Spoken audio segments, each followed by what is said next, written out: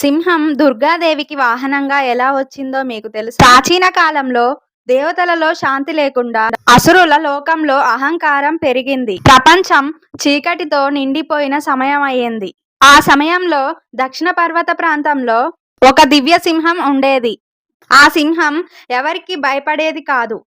ఎవరూ దాని దగ్గరికి చేరలేదు. ఎలాంటి యోధుడు, ఎలాంటి రాక్షసుడైనా దాని దాడికి ఎదురుండలేరు.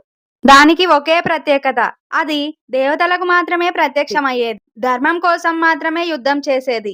ఒకప్పుడు మహిషాసురుడు వరం పొంది 3 లోకాలను గెలుచుకుంటూ వెళ్తున్నప్పుడు దేవతలు అతని శక్తికి ఎదురు నిలవలేక పరారయ్యారు.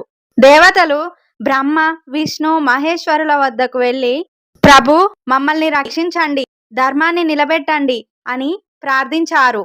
అప్పుడు అమితమైన దివ్య శక్తులన్నీ కలిసి ఒకే బిందువుగా మారి ఒక మహాప్రకాశాన్ని సృష్టించాయి. ఆ ప్రకాశం నుండి అవతరించింది దుర్గాదేవి, మన ఆదిశక్తి. దుర్గాదేవి అవతరించిన వార్త 3 లోకాలకు చేరింది. ఆ శక్తి భయపడేది కాదు. నేను యుద్ధానికి సిద్ధమైన శక్తిని. దేవి అడుగులు భూమిని తాకగానే దూరమైన పర్వతాలపై ఉన్న ఆ దివ్య సింహం ఒక విచిత్రమైన ప్రకంపనను అనుభవించింది. అది తన మనసులో ఇలా అనుకుంది: ధర్మం కోసం పుట్టిన ఈ దివ్య శక్తి ఎవరు?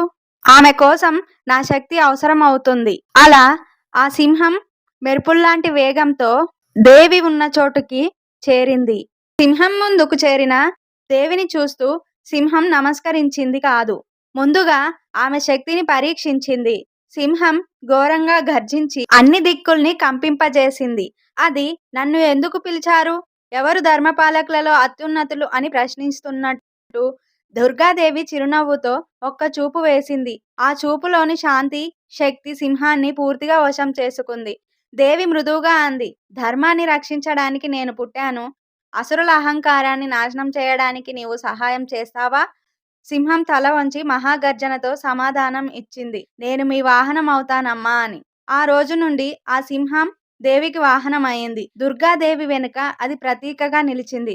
ధైర్యానికి, అసంచలమైన శక్తికి, నిస్వార్థ సేవకు, అహంకారంపై విజయం సాధించడానికి దుర్గాదేవి మహిషాసురునితో చేసిన మహాయుద్ధంలో సింహం అద్భుతమైన సేవ చేసింది. అలా దివ్య ధర్మ పరమార్థం కోసం దుర్గాదేవి పక్కన నిలబడి ఆమె శక్తికి ఆయుధంగా మారిన సింహవాహిని దేవి కథ. ఈ విషయాన్ని మొదటిసారి తెలుసుకున్నట్లే ఛానల్ ని సబ్స్క్రైబ్ చేసి లైక్ చేయండి. ఓం దుర్గాదేవి అని కామెంట్ చేయండి.